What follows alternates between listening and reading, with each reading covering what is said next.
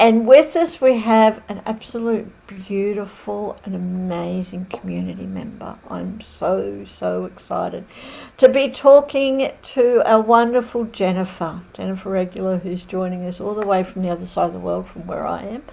And we're having a conversation today, Jennifer, about something that really touches my heart and is, to me, is the foundation of my life and an essential part of everyone's lives, is just remembering who I am.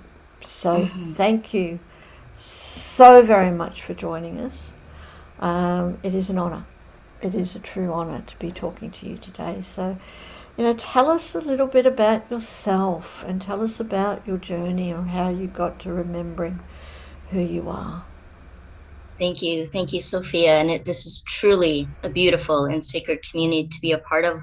I really feel honored to be a part of that, and also for you to be holding the space for me today. A little nervous and also feeling very blessed to be able to share my story, or at least a part of it, because I have shared little bits in more intimate settings, and this is actually the first time that's been actually more public. And so, there's a little bit of nervous excitement that goes along with that, because there was a lot of fear in sharing my story. I don't know if you ever experienced a dense fog. Yes. And yes, and I have too. And I just didn't know how to see my way through it, how to see clearly. And it took a lot of faith to know and kind of feel around and trust that I was heading in the right direction. And the way that I see fog also is fear, obligation, and guilt. And it's what I was immersed in, I guess you can say, in trying to fulfill everyone's needs, to please and to satisfy and to be accepted, all throughout my life in various situations.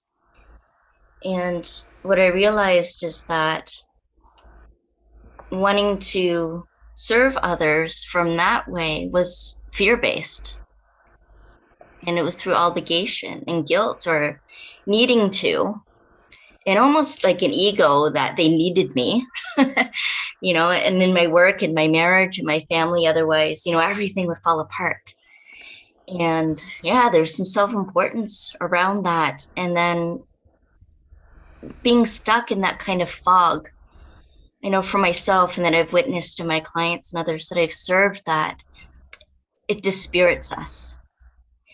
It can actually crush our spirit, because we're moving from such this low vibrational place that we lose our sense of self. I know that's what happened to me in my marriage. For example,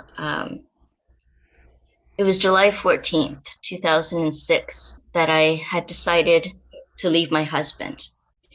And we had what I would say was our last fight. I just decided in that moment I wasn't going to be mistreated anymore and be walking on eggshells and watch him self-destruct. He didn't have the capacity to love me in the way that he wanted to. And so, coming from my place of compassion, always understanding, knowing, caring, loving too much, tried to support just where he was at. And I neglected where I was at and what was happening to me in my downward spiral. I was angry and resentful and volatile situation, and it wasn't healthy at all anymore. And so I left. I took the most important thing to me at that time, and I got in my car. I drove to the end of the road, stopped at the stop sign, and I looked left and I looked right. There's nothing ahead of me. It was only left or right. And I had no idea where I was going to go. I just know I couldn't go back. I knew I needed to leave. And so I just asked the higher power, there's things in our life that bring us to our knees. It's just like, show me where I need to go. What do I need to be doing right now? And then the wheel turned to the right. And off I went, and I stayed at a friend's and then another friend's. And there was a lot of divine intervention that happened along the way. um, the thing is, the thing that I took with me was this picture of my dad and I. It was Yeah. a picture of my dad when he was carting me around in a diaper box when I was just a little baby. He used to use it as a little car, and he would take me around, and I had that picture, and I took that with me. And it was years later that I realized that it represented safety for me Yes. and strength. My dad and I were inseparable, alive and in spirit. He was just husband, always there for me, and was the one that helped me to feel loved and seen and heard and safe. And I was absolutely devastated when he died, as well as before. I was married about 9 years before that I had gotten married. And that was a long process too, because also even after my dad died, I felt like I had lost a huge part of me. And that representative, the safety, I was really glad that I had taken that, Sophia, because when I did go back to collect my things, I had a police escort, I had some friends with me, I had a support system. And when I got to the house, my husband had threatened to burn it down. And he was yelling out the window, and he said that not to bother coming in because everything had been destroyed. He said it was either cut up or broke up, not to come in, not to bother. There wasn't anything there for me. He was going to burn the house down. So I had this whole street of responders, ambulance, firefighters, hostage negotiators, all of these things, because he was going to burn the house with him in it. And after hours of that, they got him out safely. And of course, he was arrested, and I got my dogs to a safe place. And I got in, and he wasn't kidding. Everything had been destroyed. It was broken or shattered. And that was the dismemberment. Everything had fell apart. I had fallen apart. He had fallen apart. Our house fell apart. All of my belongings had fallen apart. And it took a while to put that all back together again. And that friend that I had gone to that night that I had left was also a holistic practitioner. And she had a similar situation. And when she had left her partner, she was working on a farm, and she had this made for her. It's a trapeze artist. Yes. And the story that she shared with me and carried on was that it's safe to take the leap, hang on to that next rung that you can see ahead of you, and knowing that there's always going to be a safety net underneath to catch you if you fall. So it gave me the strength to remember that and to hold this and to have that picture, just the things that represented safety and faith for me. And when it came to my business, when I started regrouping, and I had done a lot of inner work and had a lot of spiritual support that way, I had a lot of faith, and my strength was strong through that. That's what carried me through. And I know we don't have a lot of time, so I won't go into all the details of that, but it was my spirituality that really helped carry me through that, and some of the supports and that divine intervention, one thing leading to the next door opening. Every time I braved the next step forward, the next rung, and had that safety net underneath. And I really, really, really felt called to put my work out there online. And I was really afraid to, because those death threats on my life, if I put my business out online, my husband would find me, right? Know how to use the internet. Now, he didn't know how to use the internet very well, but he certainly knew people who did. And he had people come actually after me, beyond that too. But that faith in spirit, and that trust that we were here for a reason, and that situation happened for a reason. And I kept asking, what is the deeper truth in this? Was that, one, it broke my heart, but not shattered. It left more room to allow more light to come in. My heart grew bigger and helped me transcend any fear. And that calling I had to do the work that I came here to do was louder than any voices of fear, obligation, or guilt, breaking the wedding vows and all of the shame, of things not working out and all of that. And of course, the fear of him. It was that passion, not the obligation, that drove me. And it was my faith and my spirituality that I listened to and trusted to take care of me. And it did, Sophia, it did. And now I look at passion, and when you break up the word, it's pass I on. And that I is your soul's expression, what you're here to pass on in this lifetime. And that's something I remember, at my dad's funeral and many, many others that I've been to, because I have suffered a lot of loss in my life, that it just gets you down to what's most important, the values, noticing how, life is short, but also hearing what people spoke about those that have passed on, the spirit, the legacy that they pass on, the relationship they had with people, and what they remember about them. Now we call them celebration of life, because how did they support our life? How did they nourish us? And what did they teach us? Even if we never got along with the person that passed, like my mother and I, for example, there was so much that I learned from her, and because of her and her giving birth to me, gave me this life that I'm ever so grateful for. That it's that I that we're passing on in this lifetime.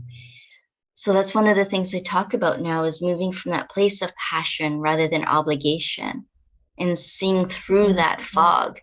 I work with visionaries, and for me, being a visionary, not being able to see was like not existing at all.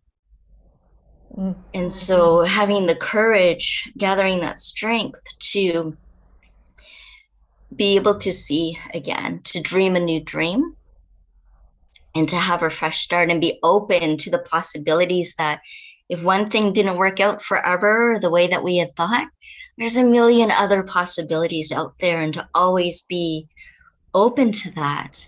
And I've tried many different things, since the 2000s, July 14th, 2006, where are we at now? What, about 16, 18 years? Yeah, 16 years ago, I guess. And all different life experiences, and all of it meaningful and purposeful. And that's why I don't believe that we just have one purpose to live in this lifetime. We have multiple purposes in this lifetime, but our soul's path is our soul's path. And it's that higher path to take and move beyond the mundane, the everyday mundane, and reawaken that wonder of life, and be open to those possibilities, and to have faith, to take that leap and go from the next rung, and we might be swinging and ebbing and flowing back and forth a little bit before we stabilize again, or we might fall, but there's that safety net to catch us, and support us back up again. And that safety net, might be sacred youth community. It might be family, friends, community, or Sangha, or it might be someone a professional that you pay. So what? But we need each other. We need each other too, and we're not meant to be alone. When I felt alone and at that stop sign, not knowing which way to turn, something told me, guided me which way to go. And then just taking that next safe step brought me to the next safe step. And there was actually someone that a counselor through victim services, and that's another thing too. I was a counselor at the time. So it was hard for me that shame, right? Of, I'm supposed to cope with everything. I know everything, and everybody comes to me. Who am I supposed to go to? Again, that ego stuff, right? To just let go of that, and to follow that soul's path. But anyways, this counselor in victim services, she gave me permission to just bow down, dial it down. And she also said something so powerful that I'll always, always remember. And that is, it's okay to be strong and vulnerable at the same time. It's okay to be strong and vulnerable at the same time. And Sophia, that's opening the capacity to be able to hold it all.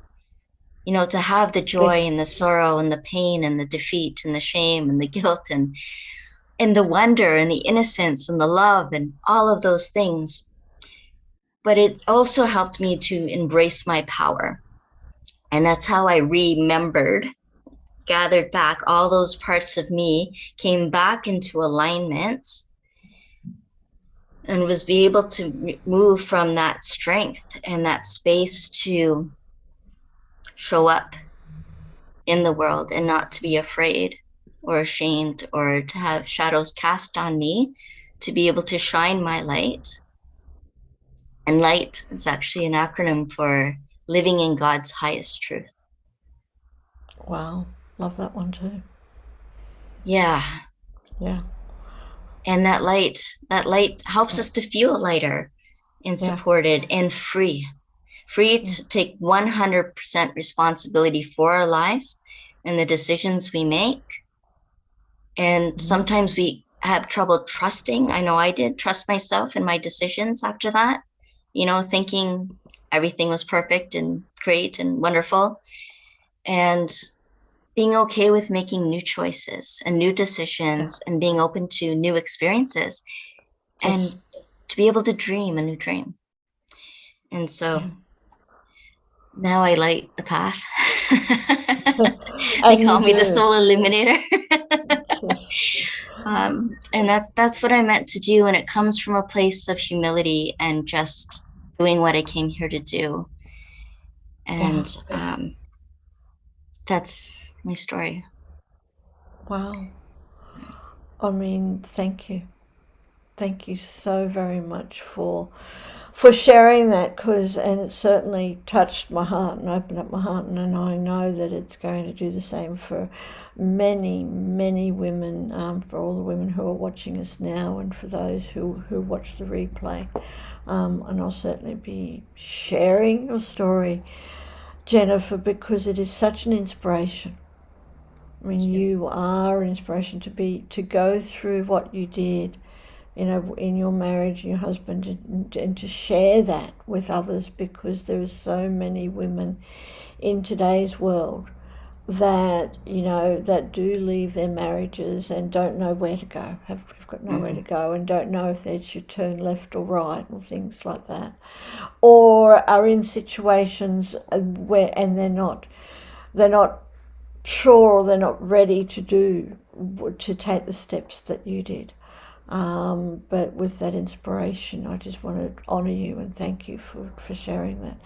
And to where you are now, to be able to use the power of your experience, and not to give up, but to continue to get back in touch with your higher source, and to trust that the guidance and the universe, and it takes an incredible amount of courage. And then I love, sharing your passion, sharing the I and passing it on. That real message of remembering who I am. Yes. And I love it all. I thank you so very, very much for sharing that.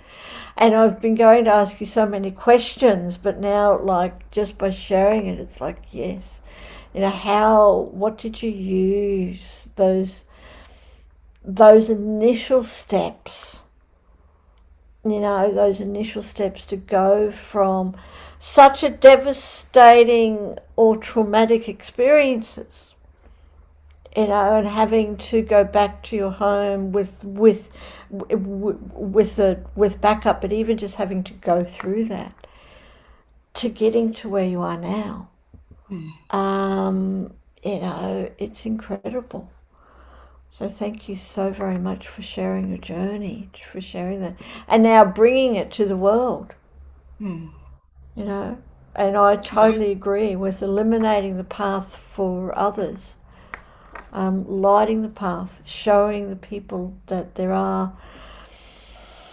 paths that you can go on. Yes. And that we're all here together to support each other. Absolutely. Like Rumi says too, that the way appears. Once you start on the way appears.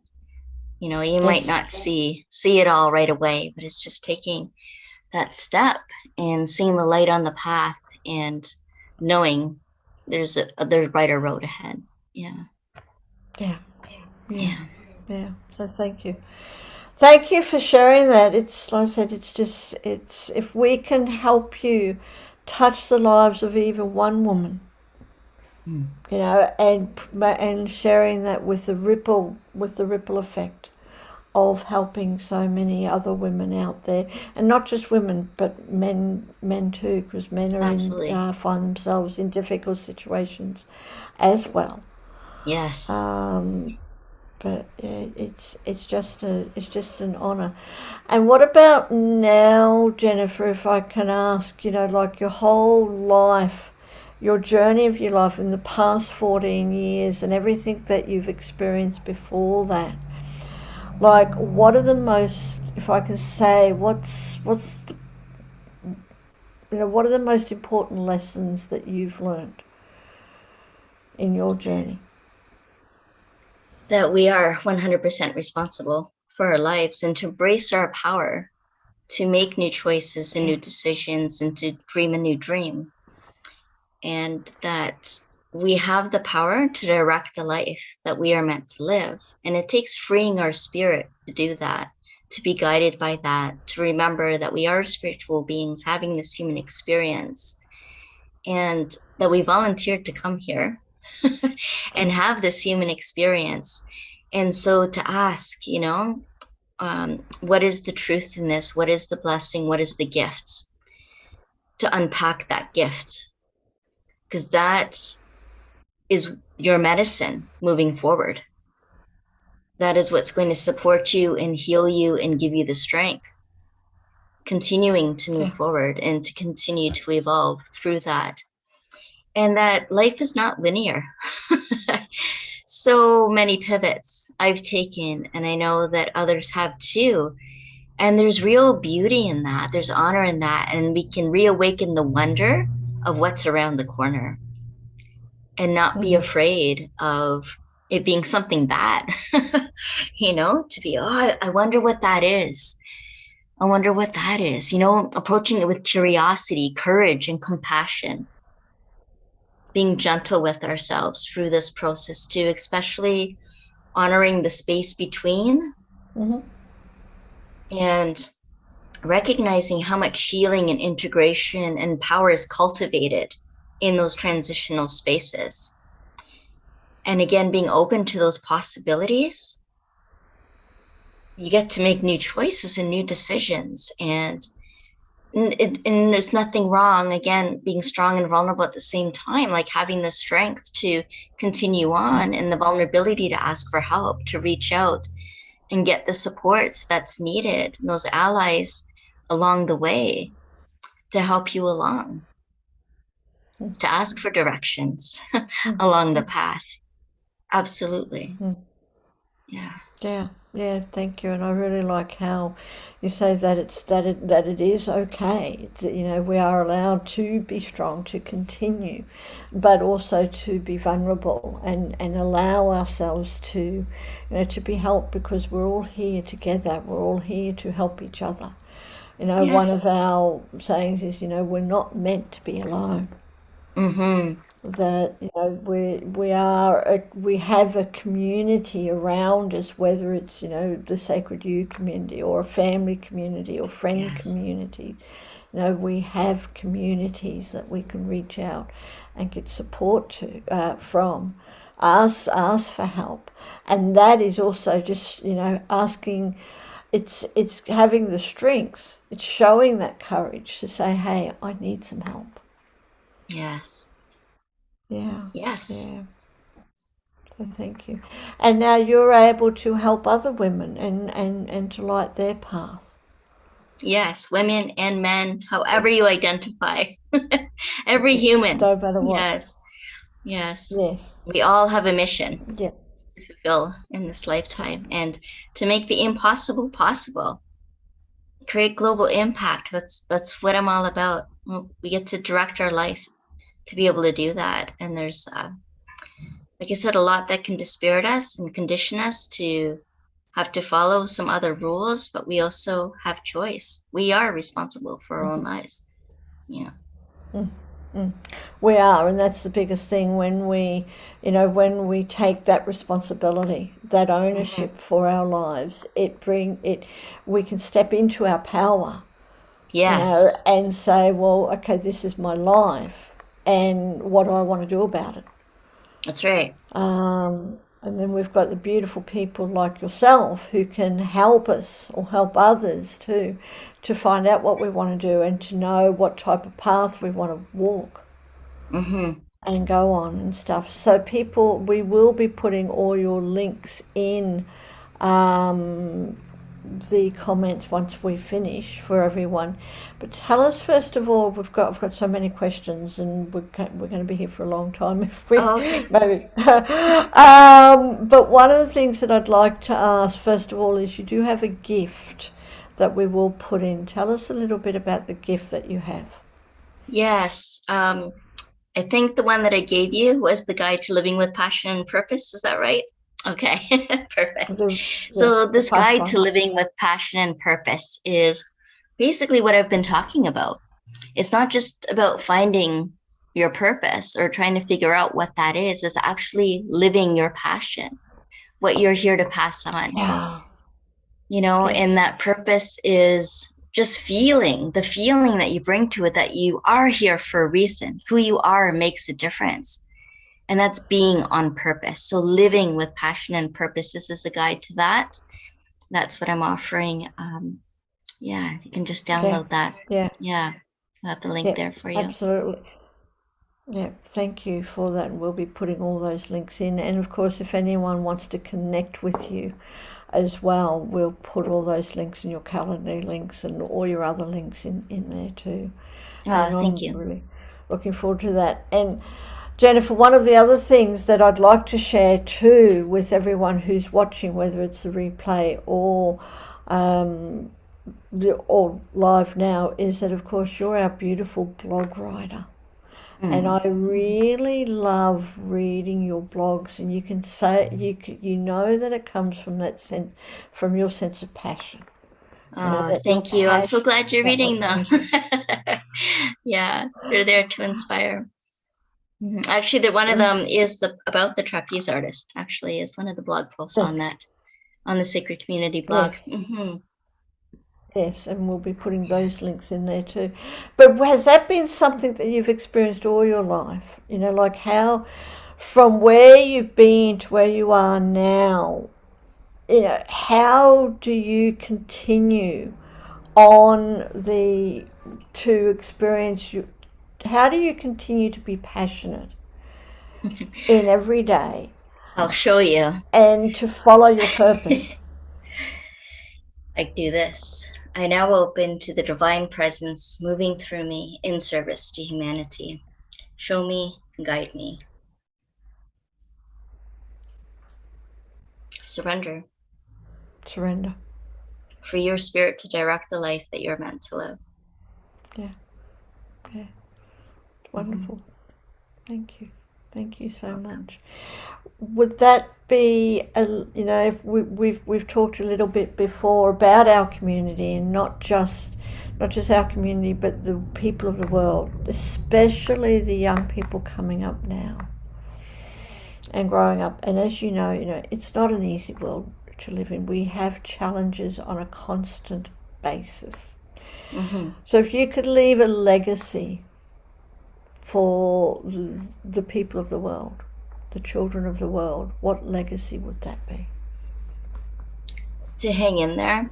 There's a lot of children that I know are having a really hard time witnessing the older generations not getting it, not seeing the light and the bigger picture and the reality of what's really going on.